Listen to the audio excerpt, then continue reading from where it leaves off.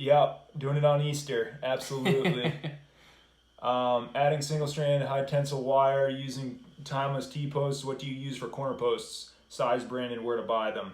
So we'll just jump into this, and if you have any questions, no, seriously, if you have any questions about what I'm saying, like throw it out there because I might miss something. But so as far as corners, it depends on how many wires you're pulling.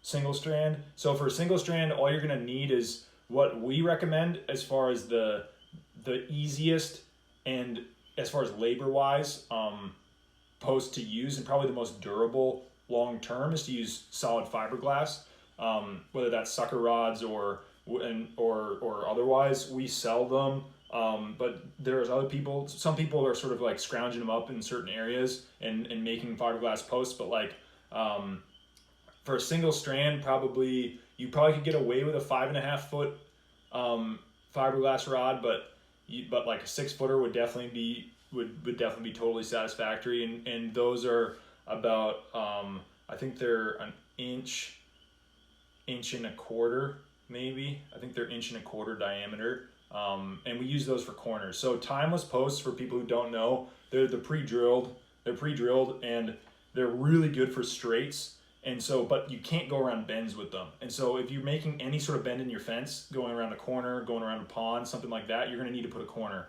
And the options are fiberglass corners, or you can use wood. We always try to steer people away from using steel, even though you can use steel with an insulator, just because if a deer runs into the fence or the insulator snaps or something like that, you have an immediate ground rod right there, versus wood is not that conductive, so you still need an insulator on a wood post, but it's not going to just short your fence out completely if something happens. So fiberglass is best, and then wood would be second best, but it's also a pain in the butt because you gotta dig a big hole to put the corner in. And Osage orange or hedge or bodark, if you're from Texas or whatever, that tree specifically is probably the best species of wood to use for corners, just because it lasts like 100 years. It's just so dense and so hard. Mulberry is another good species. Black locust is pretty good.